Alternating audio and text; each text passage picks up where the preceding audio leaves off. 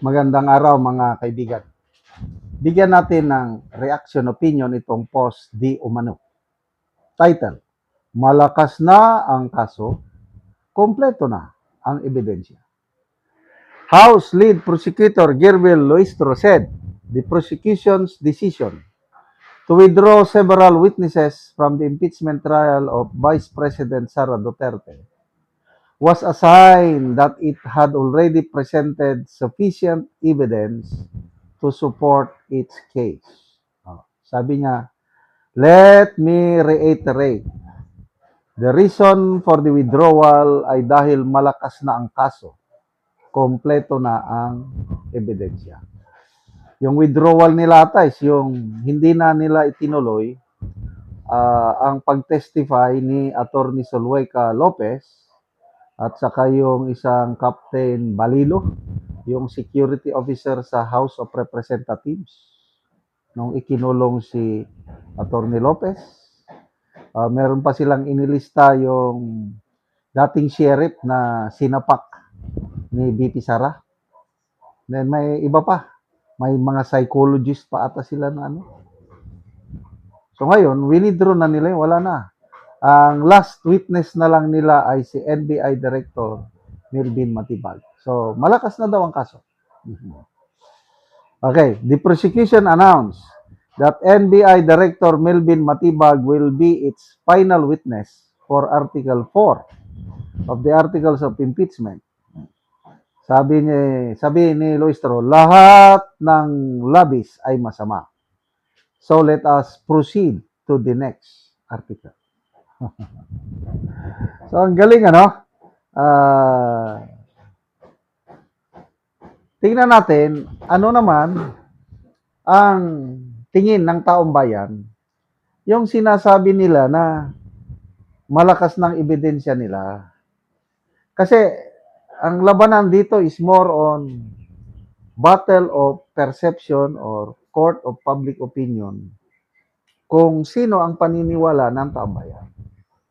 Pag naniniwala ang taong bayan na masama nga si BP Sara, most likely, bababa ang suporta sa kanya at matatalo siya sa eleksyon. Ganon ang strategic objective nila sa trial na ito. And then, of course, yung boto ng 24 senator judges.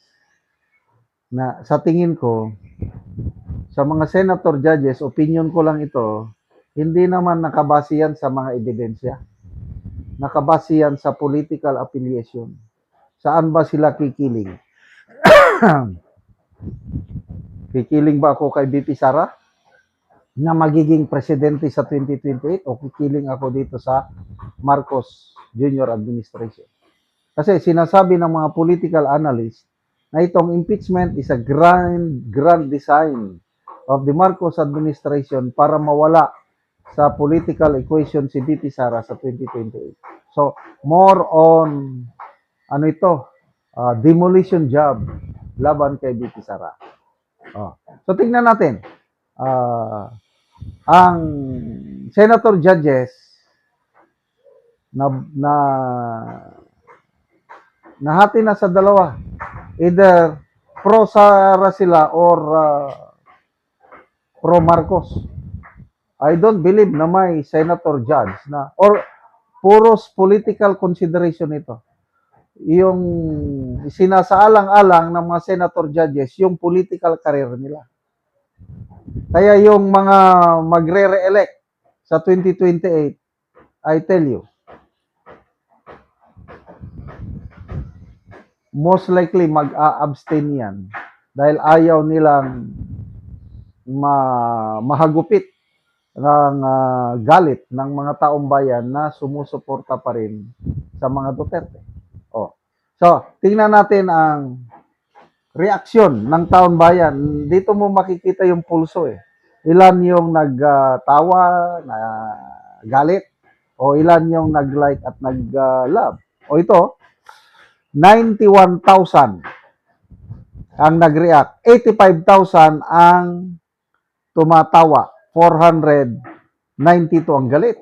So, anong percentage yan? Nasa 85%. ng taong bayan, tinatawanan itong si Luis Tro, hindi sila naniniwala.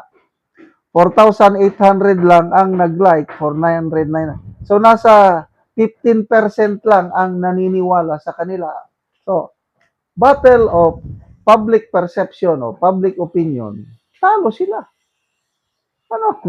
Anong malakas ng inyong ebidensya? Oh, comments.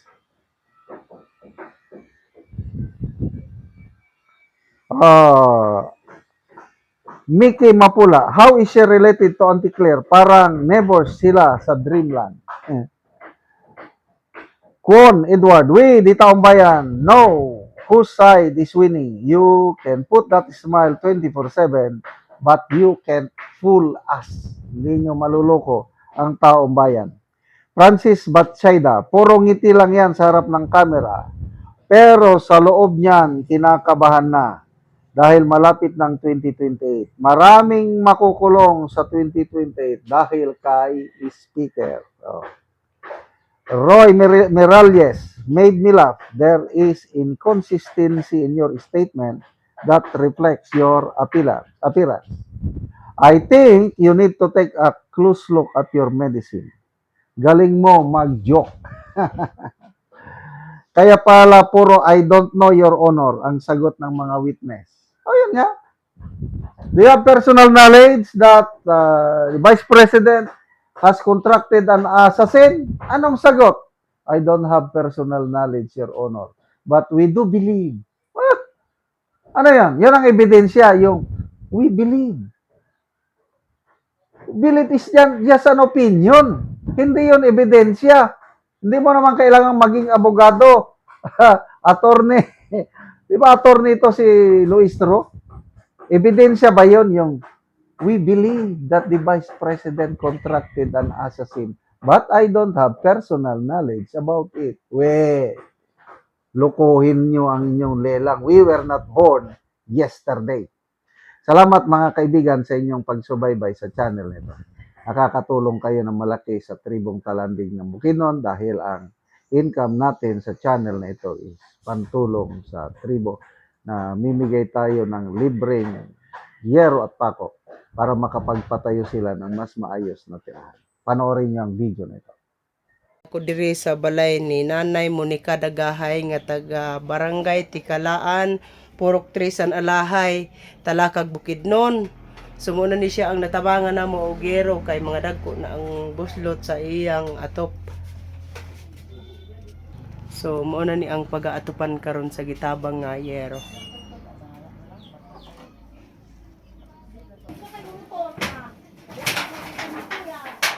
Og mo na ni ang 5 ka buok nga gihatag nga yero.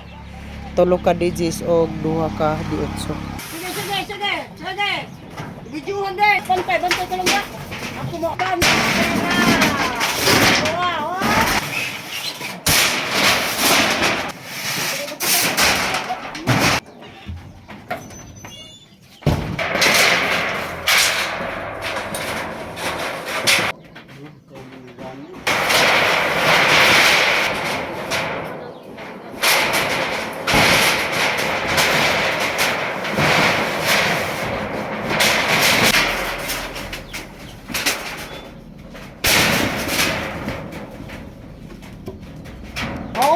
Umag sayan. O karon managid sa pag-atop ang ginatabang nga yero. So nakatop na gid sila sa ilang balay. Nagtabang ani. Salamat kay sa tanan nga dako kani nga pagtabang kanamo. Lagi sa buhat sa Ginoo. Dalaygon kay ang Dios uban sa imong gisaligang karon nga giabot dinhi sa balay. Salamat kay ini. Salamat kayo ang nagkonsol ani uban sa nagbuhat karon dire sa balay, nagatod sa sen. Salamat kayo, naligong ka. So kuan, pila na imong edad nanay? 73. 73. Si tatay pila nang edad? Maura, 73. Pareha ra mo edad. Oh, so unsa ray inyong trabaho nanay? Kaukuhaan sa inyong pangonsumo. Igil lang magtrabaho, diyan na, wala mong yuta, wala tulad sa mong senior. So guys, gakuan ra gyapon mo, bisag tigulang na mo gatrabaho gyapon mo ginagmay para lang makakaon. Oh. para mabuhi lang ang tao. So salamat kay nanay. Salamat sa imo.